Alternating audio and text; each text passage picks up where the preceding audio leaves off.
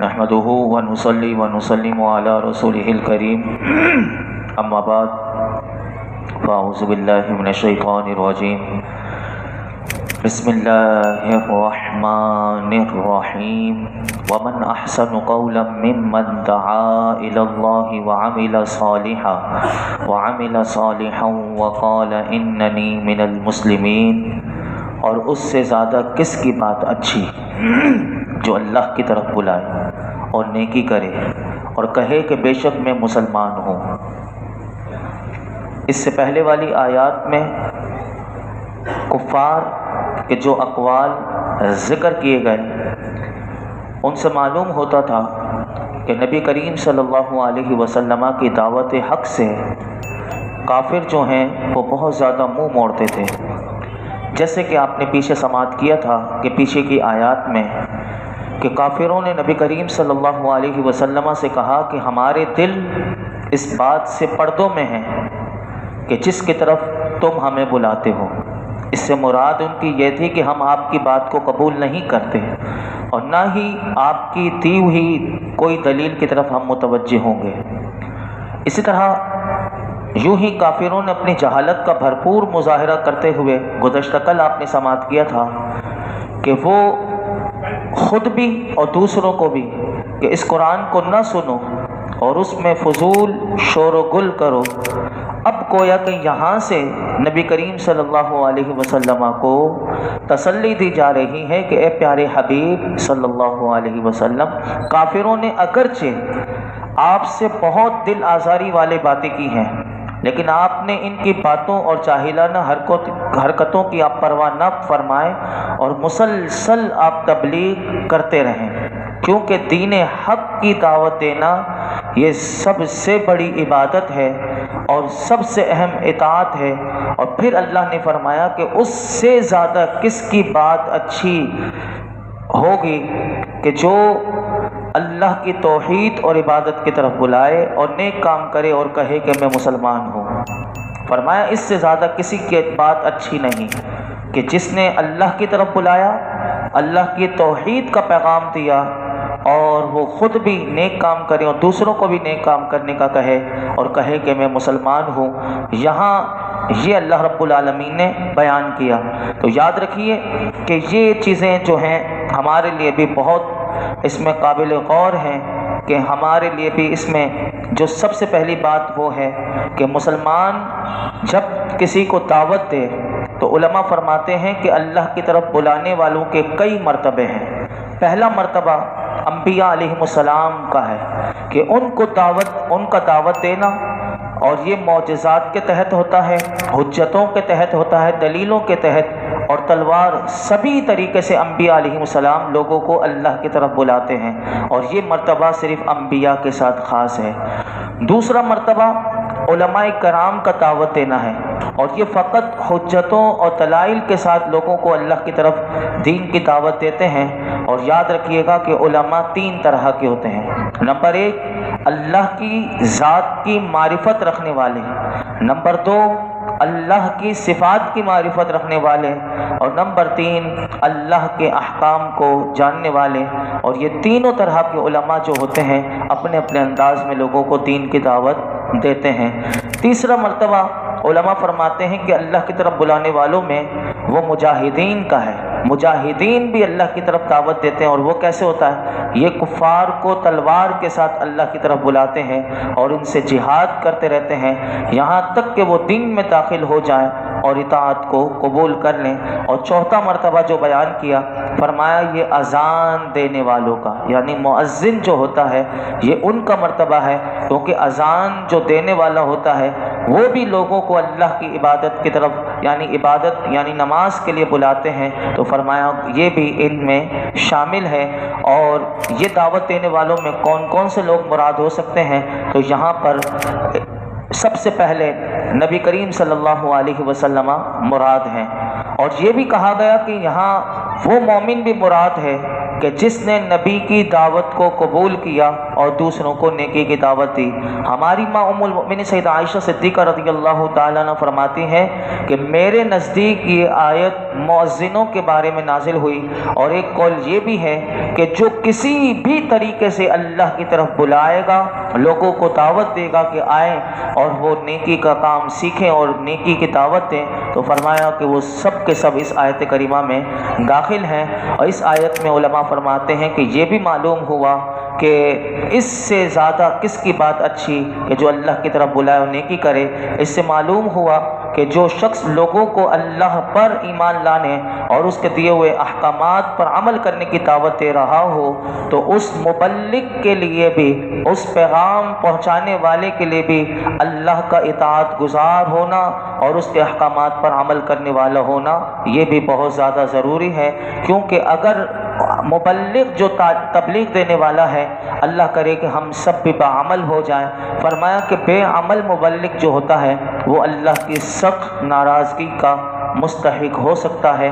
اور یہ بھی قرآن سے پتہ چلتا ہے کہ یا ایھا الذین آمنوا لم تقولون ما لا تفعلون کبر مقتا عند اللہ ان تقولوا ما لا تفعلون، اے ایمان والو وہ بات کیوں کہتے ہو کہ جو کرتے نہیں۔ اور فرمایا اللہ کے نزدیک یہ بات بڑی سخت ناپسندیدہ ہے کہ تم وہ کہو جو خود نہ کرو۔ فرمایا کہ جو تم وہ کہو کہ جو خود نہ کرو۔ اور ایک اور مقام پر پہلے پارے میں اللہ تعالیٰ ارشاد فرماتا ہے کہ جو دین کی دعوت دینے والے ہیں، فرمایا کہ اتأمرون الناس بالبر وتنسون انفسکم وانتم تتلون الکتاب افلا تعقلون، کیا تم لوگوں کو بھلائی کا حکم دیتے ہو اور اپنے آپ کو بھولتے ہو حالانکہ تم کتاب پڑھتے ہو، تو کیا تمہیں عقل نہیں؟ اللہ اکبر۔ اسی طرح ایسے ہی بے عمل مبلغ، اللہ ہمیں بھی اس چیز سے محفوظ فرمایا کہ میرے آقا علیہ الصلوۃ والسلام نے فرمایا قیامت کے دن ایسے بے عمل مبلغ جہنم کے عذاب کے بھی مستحق ہو سکتے ہیں۔ حضرت ولید بن عقبہ رضی اللہ تعالیٰ عنہ روایت کرتے ہیں کہ رسول اللہ صلی اللہ علیہ وسلم نے ارشاد فرمایا کہ جنت والوں میں سے کچھ لوگ جہنم والوں میں سے کچھ لوگوں کی طرف جائیں گے تو ان سے کہیں گے کہ اللہ کی قسم ہم تو اسی وجہ سے جنت میں داخل ہو گئے جو تم سکھاتے تھے، یعنی ان کو یہ کہیں گے وہ جہنم میں جا کر، اور فرمایا لیکن تم کس وجہ سے یہ جہنم میں داخل ہو گئے؟ تم نے تو ہمیں باتیں سکھائی تھی، ہم تو جنت میں چلے گئے، لیکن تم جہنم میں کیوں گئے؟ تو پھر اس وقت وہ جہنم میں بے عمل مبلغ کہیں گے کہ جو تمہیں ہم کہتے تھے وہ خود نہیں کرتے تھے، یعنی تمہیں سکھاتے تھے اور ہم وہ خود نہیں کرتے تھے۔ اسی طرح بے شمار احادیث مبارکہ ہیں کہ جس کے بارے میں یہ باتیں بتائی گئیں۔ ایک اور حدیث پاک بیان کر کے میں آگے چلتا ہوں۔ حضرت اسامہ بن زید رضی اللہ تعالیٰ عنہ روایت کرتے ہیں کہ رسول اللہ صلی اللہ علیہ وسلم نے ارشاد فرمایا قیامت کے دن ایک شخص کو لا کر دوزخ میں جھونک دیا جائے گا کہ الامان والحفیظ، فرمایا کہ اس کی انتڑیاں اس کے پیٹ سے نکل کر بکھر جائیں گی اور وہ ان کے ساتھ وہ چکر کاٹ رہا ہوگا کہ جس طرح گدھا، فرمایا کہ چکی کے گرد چکر کاٹتا ہے، جہنمی اس کے گرد اکٹھے ہو جائیں گے اور اس شخص سے کہیں گے اے فلاں شخص کیا بات ہے کہ کیا تم ہمیں نیکی کا حکم نہیں دیتے تھے اور برائی سے تم ہمیں نہیں روکتے تھے؟ وہ کہے گا کیوں نہیں، میں تمہیں تو نیکی کا حکم دیتا تھا لیکن خود میں نیک عمل نہیں کرتا تھا، اور میں تو تمہیں برے کاموں سے روکتا تھا لیکن میں خود برے کام کیا کرتا تھا، اس وجہ سے مجھے جہنم میں ڈال دیا گیا۔ اللہ اکبر۔ اللہ ہمیں ایسی بے عملی سے محفوظ فرمائے۔ اور اس میں ایک اور بات بھی ارشاد فرمائی کہ اور یہ کہے کہ بے شک میں مسلمانوں سے ہوں، تو یہاں علماء نے یہ بات لکھی کہ اس سے متعلق یہ یاد رکھنا چاہیے کہ فقط زبان سے نہ ہو کہ میں مسلمان ہوں، بلکہ دل سے بھی دین اسلام کا اعتقاد رکھتے ہوئے کہے کہ بے شک میں مسلمان ہوں، کیونکہ سچا کہنا یہی ہے کہ اس ایسے ہی شخص کو سچا کہا جائے گا۔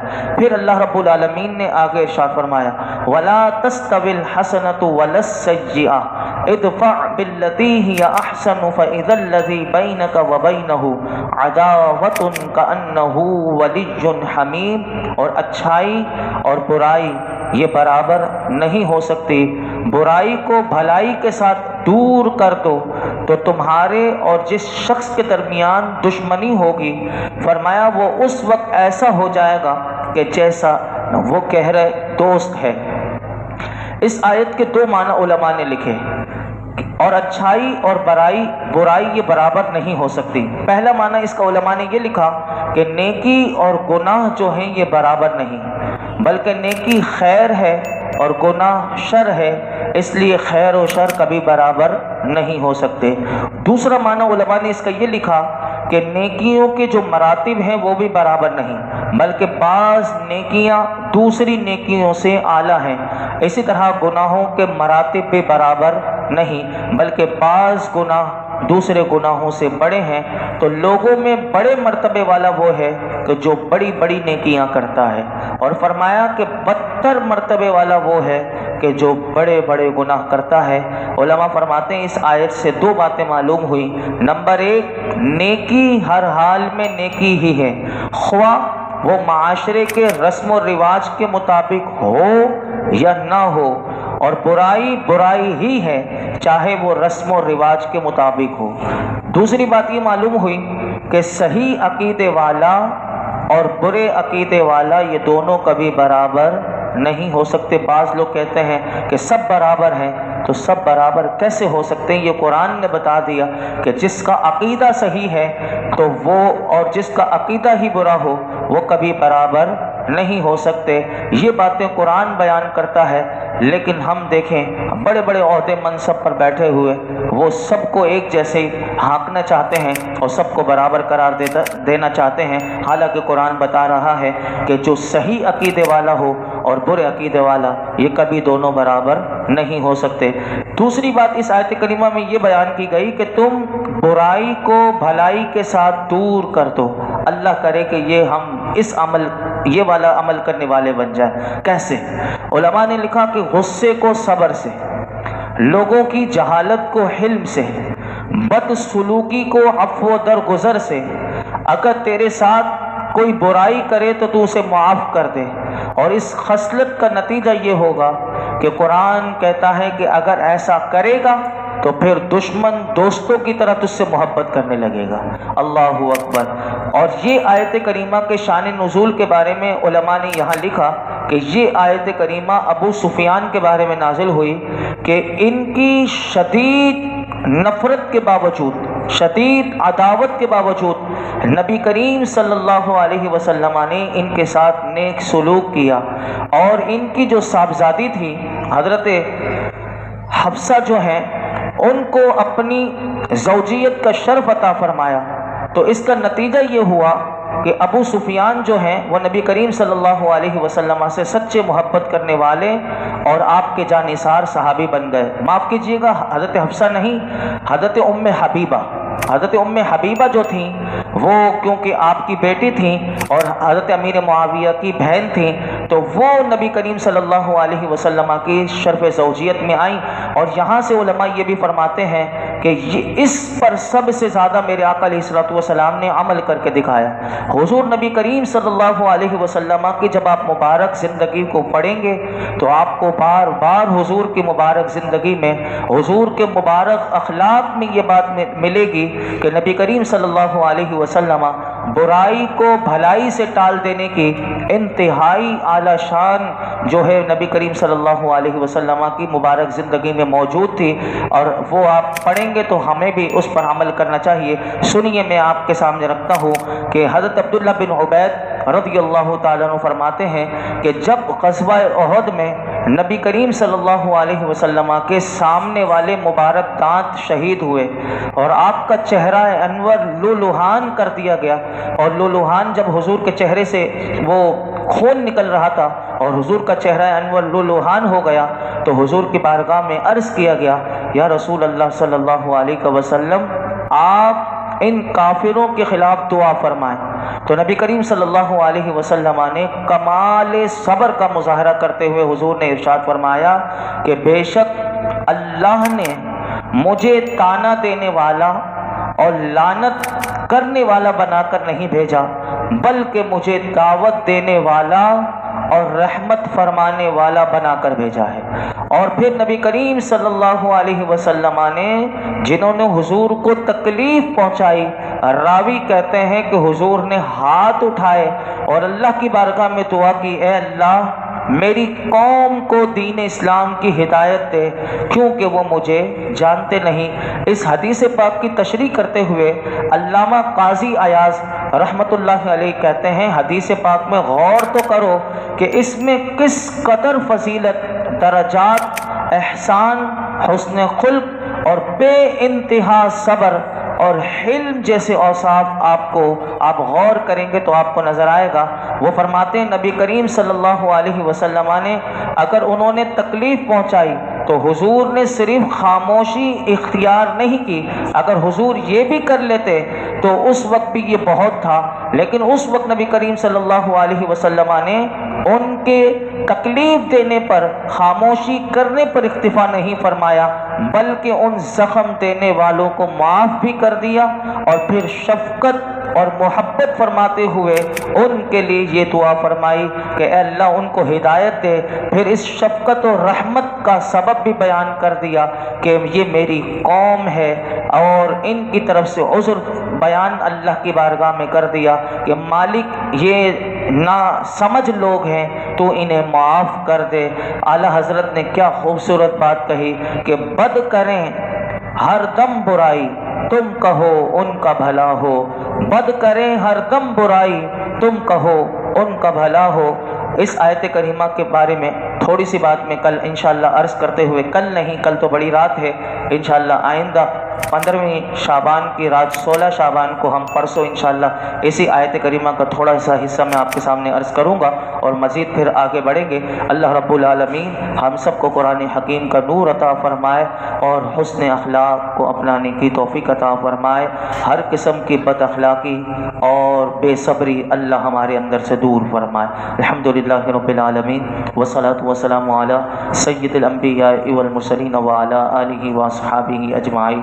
اللہ پاک جو کچھ سنا ہے اس میں کوئی غلطی کوتاہی معاف فرما، اپنی بارگاہ میں قبول مقبول فرما، ہمارے لیے سیکھنا سکھانا سمجھنا سمجھانا آسان کر دے، قرآن حکیم کا نور اور فیضان عطا فرما یا رب العالمین یا ارحم الراحمین۔ مولائی کریم کل کی مبارک رات ہمیں مولائی کریم نصیب فرما، اور کل کی رات ہمیں خوب عبادت کی اور تیری بارگاہ میں مولائی کریم مانگنے کی توفیق عطا فرما۔ مولائی کریم ذکر و اذکار کے ساتھ ہمیں رات بسر کرنے کی توفیق عطا فرما یا رب العالمین۔ ہمارے والدین کی، میرے آقا کی تمام امت کی بے حساب مغفرت فرما، دنیا اور آخرت کی ساری بھلائیاں خیر عطا فرما، دونوں جہانوں کی ذلت اور رسوائی سے بچا لے یا رب العالمین یا ارحم الراحمین۔ مولائی کریم ہم نے حدیث پاک سے علماء سے یہی سنا یا رب العالمین کل نامہ اعمال تیری بارگاہ میں پیش ہوں گے، رب کریم ہمارے نامہ اعمال کو گناہوں سے پاک کر دے یا رب العالمین، ہمیں گناہوں سے پاک کر دے، ہمیں ہر قسم کے گناہوں سے بچا لے، ہم سب کے دین و ایمان کی حفاظت فرما، ہم سب کا خاتمہ بالایمان فرما، خاتمہ بالخیر فرما یا رب العالمین۔ ہمارے لیے آسانی عطا فرما، آسانیاں بانٹنے والا بنا دے، خیر کی خیرات دے دے، خیر کو تقسیم کرنے والا بنا دے۔ آج تک جتنی دعائیں کی ہیں آئندہ کریں گے سب دعاؤں کو قبول فرما، یہ جتنے حاضرین موجود ہیں اللہ سب کی جھولیوں کو بھر دے۔ وصلی اللہ تعالی علی خیر خلق محمد وعلی آلہ وصحبہ اجمعین۔